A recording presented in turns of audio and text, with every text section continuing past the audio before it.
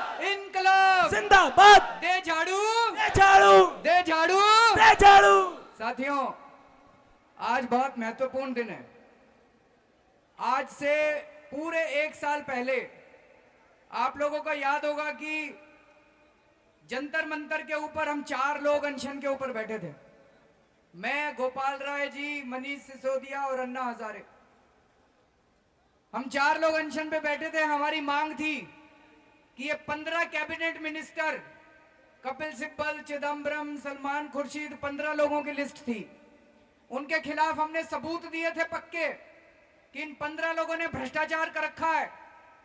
हम मांग कर रहे थे इनकी जांच तो कराओ, कम से कम जांच की मांग करवाने के लिए हम बैठे थे अनशन पे। 10 दिन तक भूखे रहे थे हम लोग।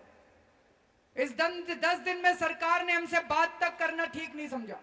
बात भी नहीं कि कैसे बात करते, कैसे जांच करवाते। अगर जांच करवाते तो ये 15 के 15 जेल चले जाते। वो 10 दिन का अनशन खत्म हुआ था।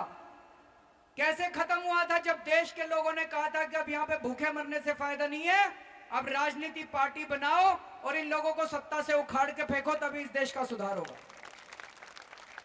तो 3 अगस्त 2012 को हम लोगों ने ऐलान किया था कि अब हम राजनीति में आएंगे, चुनाव लड़ेंगे और इन लोगों को सत्ता से उखाड़ के फेंकेंगे। आज पूरे 1 साल के बाद हमारा आज पार्टी का चुनाव चिन्ह झाड़ू आज ऐलान करते हुए हमें गर्व हो रहा है और हमें खुशी है कि ये चुनाव चिन्ह हमें मिला है। हमने यही चुनाव चिन्ह चुनाव आयोग से मांगा था और चुनाव आयोग ने वो स्वीकृत किया। आज ये चुनाव चिन्ह मिला है तो मुझे लगता है मैं पूरे देश को बधाई देना चाहता हूं कि देश की सफाई की, राजनीति की सफाई की शुरुआत आज से शुरू हो गई है। इसी झाड़ू से हम लोग अपने घर की सफाई करते हैं।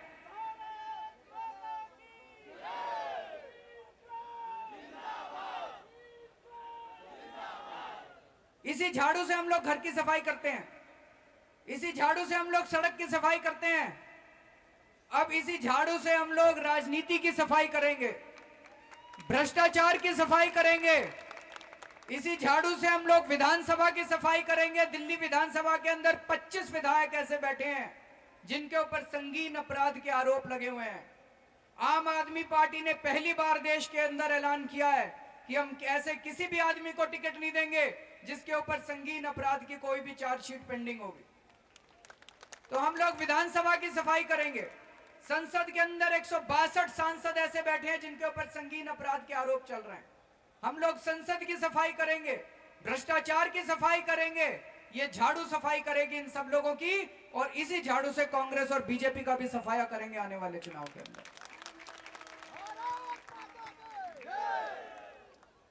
कई लोग हमसे प्रश्न पूछ रहे हैं कि आज इसका हमने ऐलान, इसका लॉन्च सिंबल का वाल्मीकि कॉलोनी से क्यों रखा? वाल्मीकि समाज के हमारे भाई बहन सदियों से सफाई का काम करते आए हैं। आज दिल्ली के अंदर 80 से 90% से ज्यादा सफाई कर्मचारी इसी समाज से आते हैं, ये किसी को पता नहीं है। आज 65 साल हो गए आजादी के। अगर सच्ची हमारी आजादी होती तो ऐसा क्यों है कि एक ही समाज से सारे सफाई कर्मचारी आते हैं? हम सारे लोगों के सभी समाज के लोगों से सफाई कर्मचारी आने चाहिए थे। कुछ ना कुछ तो गड़बड़ है कहीं पे, है कि नहीं है? 80 से 90% सफाई कर्मचारी इसी समाज से आते हैं। मैं आज ये यहाँ पे हमने इसलिए लॉन्च रखा, हम ये कहना चाहते हैं अपने वाल्मीकि समाज के भाइयों बहनों से कि ये सफाई का काम हम आपके साथ अब कंधे से कंधा मिला के चलेंगे। कंधे से कंधा मिला के हम आपके साथ सफाई का काम करेंगे। ये झाड़ू आज तक आपका हथियार थी, आज से ये झाड़ू हमारा हथियार भी है। इस देश के सारे लोगों का हथियार अब बनी है ये झाड़ू। इस झाड़ू से अभी तक सड़क की सफाई किया करते थे आप लोग, अब आपके साथ मिलकर इसी झाड़ू से इस देश की राजनीति की सफाई भी हम लोगों को मिलकर करनी है।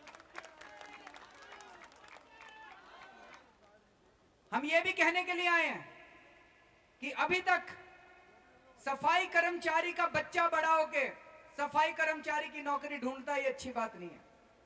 हम ये कहने के लिए आए हैं कि अभी तक आपके बच्चे सफाई कर्मचारी की नौकरी ढूंढा करते थे, लेकिन अब सफाई का काम हम भी आपके साथ मिलकर करेंगे और आपके बच्चे बड़े होकर इंजीनियर और डॉक्टर की नौकरी ढूंढेंगे। सब बराबरी के साथ हम काम करेंगे। ऐसे देश का निर्माण करने के लिए आए हैं हम लोग। वीर जी ने बहुत अच्छी बात कही। उन्होंने कहा कि हम ये चाहते हैं कि आप हमारे साथ, हम आपके साथ कंधे से कंधा मिला के काम करना चाहते हैं। आज तक कांग्रेस और भाजपा वालों ने वाल्मीकि समाज को केवल वोट बैंक की तरह इस्तेमाल किया। अगर वो वोट बैंक की तरह इस्तेमाल ना करते, वाकई इनका विकास चाहते थे, तो ऐसा क्यों होता है कि 80 से 90% सफाई कर्मचारी आज भी वाल्मीकि समाज से हैं? उसका एक सबसे बड़ा कारण है कि आज शिक्षा की असमानता है। कुछ लोगों के बच्चे सरकारी स्कूल के अंदर पढ़ते हैं और कुछ लोगों के बच्चे डीपीएस के अंदर और प्राइवेट स्कूल, बड़े बड़े स्कूलों के अंदर पढ़ते हैं। अगर वाकई हम सारे समाज को एक साथ लाना चाहते हैं, तो हमें सारे बच्चों के लिए एक जैसी शिक्षा की परिकल्पना करनी पड़ेगी। साथियों, हम ये नहीं कह रहे कि हम प्राइवेट स्कूल बंद करेंगे, लेकिन हम ये कह रहे हैं कि सरकारी स्कूलों के अंदर पढ़ाई की व्यवस्था इतनी अच्छी की जाएगी कि प्राइवेट स्कूलों से भी बेहतर की जाएगी सरकारी स्कूलों के अंदर की पढ़ाई की व्यवस्था, चाहे इसके लिए जितना पैसा लगाना पड़े। मैंने अपने कई भाषणों में पहले भी बोला है, हम 5 फ्लाईओवर कम बना लेंगे, लेकिन अब अपने बच्चों को अच्छा पढ़ाना चाहते हैं, ताकि ये बच्चे बड़े अगर हो गए, अगर ये शिक्षित हो गए हमारे बच्चे, बड़े होके ये बच्चे 2000 फ्लाईओवर बना लेंगे। जितना विकास कहोगे उतना विकास कर लेंगे ये बच्चे। और अगर हमने बच्चों को ठीक कर लिया, तो एक जनरेशन के अंदर, एक पीढ़ी के अंदर हम सारे समाज को एक साथ एक बराबरी के मंच के ऊपर लाके खड़ा कर देंगे। वीर जी, गलत तो नहीं बोल रहा? तो साथियों, मैं केवल ये कहना चाहता हूं कि इन लोगों की जो वोट बैंक की राजनीति है, उस वोट बैंक की राजनीति को खत्म करना चाहते हैं हम लोग।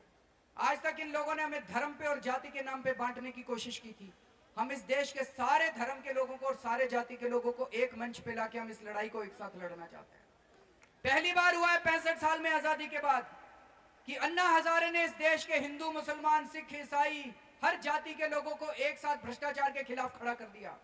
घबरा गए हैं ये लोग, इन लोगों को समझ नहीं आ रहा, क्योंकि बीजेपी कांग्रेस वालों ने दोनों ने भ्रष्टाचार कर रखा है। इनको लग रहा है चुनाव के पहले जनता भ्रष्टाचार की बात करेगी, कोयला घोटाले की बात करेगी, तो बीजेपी और कांग्रेस वाले दोनों फंसते हैं उसके अंदर। तो अब इन दोनों को, बीजेपी और कांग्रेस वालों को जाति याद आने लग गई है, धर्म याद आने लग गया है। बीजेपी वालों ने कहना चालू कर दिया, मंदिर वहीं बनाएंगे, मंदिर वहीं बनाएंगे। हमने पूछा जी कब बनाओगे, कहते हैं डेट नहीं बताएंगे। दोनों राजनीति, कांग्रेस वालों को भी, बीजेपी वालों को भी, दोनों को भी हिंदू मुसलमान याद आने लग गया है। बीजेपी वाले अब अगर आपको आके कहें कि मंदिर वहीं बनाएंगे, तो उनको कहना जी मंदिर तो हम खुद बना लेंगे, ये बताओ कि गडकरी को जेल कब भिजवाओगे। ये कांग्रेस वाले आके हिंदू मुसलमान कहें, तो उनको कहना जी हिंदू मुसलमान तो हम कर लेंगे, ये बताओ बिजली के दाम कम कब करोगे। ये सारे मुद्दे से भटकाना चाह रहे हैं। इस बार हम मुद्दे से नहीं भटकेंगे, बच के रहना इस बार इन गलत लोगों से। तो हम सारी जाति और सारी धर्म के लोगों को साथियों इकट्ठा करना चाहते हैं। कल हम लोगों ने ऐलान करा था, प्रेस कॉन्फ्रेंस करी थी। अब आम आदमी पार्टी की सरकार बनने वाली है, ये लगभग तय हो चुका है। सारे सर्वे ये दिखा रहे हैं नवंबर के अंदर आम आदमी पार्टी की सरकार बनेगी।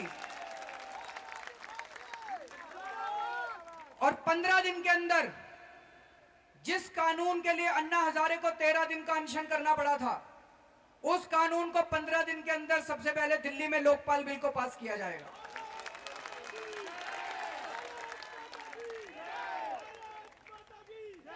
और उस लोकपाल को सबसे पहले 3 केस सौंपे जाएंगे।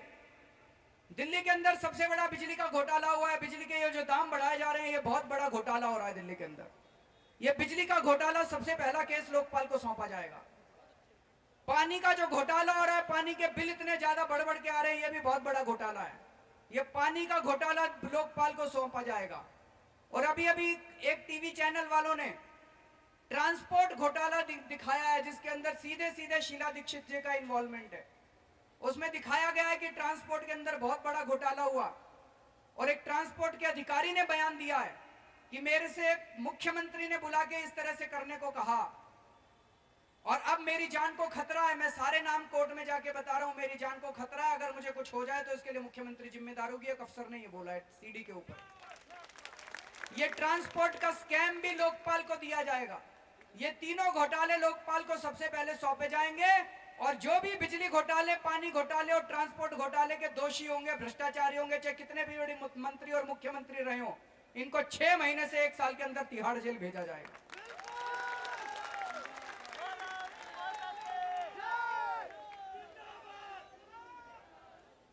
साथियों, मैं केवल ये कहना चाहता हूं, अभी बहुत मेहनत करनी बाकी है। 3 महीने बचे हैं। आज की स्थिति ये दिखाती है कि हम लोगों की जो पुरानी मेहनत है वो रंग ला रही है। लेकिन अगर अभी हम जाके सो गए तो हमारी जीरो भी हो सकती है ये सीटें। 3 महीने अब सोना भूल जाओ, 3 महीने तक नौकरी भूल जाओ, 3 महीने तक परिवार भी भूल जाओ। ये आखिरी मौका है, देश हमें माफ नहीं करेगा इसके बाद। सारी रात सारा दिन हमें काम करना है और हमें अगर कोई बहलाने फुसलाने की तोड़ने की कोशिश करे हमारे अंदर तो टूटना नहीं है। वो भी कोशिश करेंगे वो लोग, ये कांग्रेस बीजेपी वाले बड़े बदमाश हैं। हमारे अंदर आदमी भेजेंगे, वो इसकी उसको पीछे सिखाएगा, उसकी इसको सिखाएगा। उसके ऐसे आदमी दिखे ना तो संभल के रहना थोड़ा सा। अपनी एकता नहीं तोड़नी है। आज हमारी एकता की वजह से ही हम लोगों को जो मिला है वो हमारी एकता की वजह से ही मिला है साथियों। तो कमर कस लो, लड़ाई करने के लिए तैयार रहो और नवंबर के महीने के अंदर एक जोर का धक्का मार के सबसे पहले दिल्ली विधानसभा को इस झाड़ू से साफ करना है साथियों। अभी हम यहां से, आज हम कई लोग यहां इकट्ठे हुए हैं, यहां से थोड़ा सा भी श्रमदान और करना है। पहली चीज तो ये झाड़ू जो है, आज हमने जो झाड़ू लगाई है ये दिखावा नहीं होनी चाहिए। मेरी आप सब लोगों से विनती है कि अपने अपने इलाके के अंदर कम से कम एक दिन 2 घंटे का श्रमदान का काम जरूर किया करो। सफाई का काम अपने अपने इलाके के अंदर 2 घंटे के अंदर श्रमदान का काम किया करो, झाड़ू का काम किया करो। इससे लोगों को झाड़ू का भी पता चलेगा और सफाई भी होगी और हमारे अंदर का जो अहंकार है वो थोड़ा थोड़ा पिघलेगा भी अगर हम मेहनत करेंगे अपने शरीर से। तो ये हमें जरूर करना है 2 घंटे हर हफ्ते अपनी अपनी विधानसभा के अंदर श्रमदान का काम। दूसरा, आज हमें, अब हमारे को ये झाड़ू मिल गया, सिंबल, इसका प्रचार करना पड़ेगा। प्रचार करने का सबसे बढ़िया तरीका क्या है हमारा? ऑटो। ऑटो है ना? तो यहां से अब जितने लोग जाएंगे हर आदमी 20-20 ऑटो पे स्टिकर चिपकाने का काम करेगा, तब जाके रोटी खाएगा घर में। मंजूर है?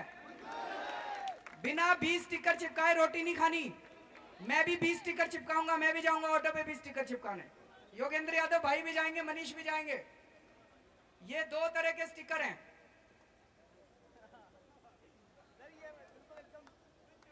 एक चीज ध्यान रहे, पैसे की बहुत किल्लत हो रही है, पैसा नहीं है हमारे पास, फक्कड़ है हम। तो ये बड़ी मुश्किल से दान का पैसा आया है। एक भी स्टिकर खराब नहीं होना चाहिए। भारत माता की इनकलाब, इनकलाब।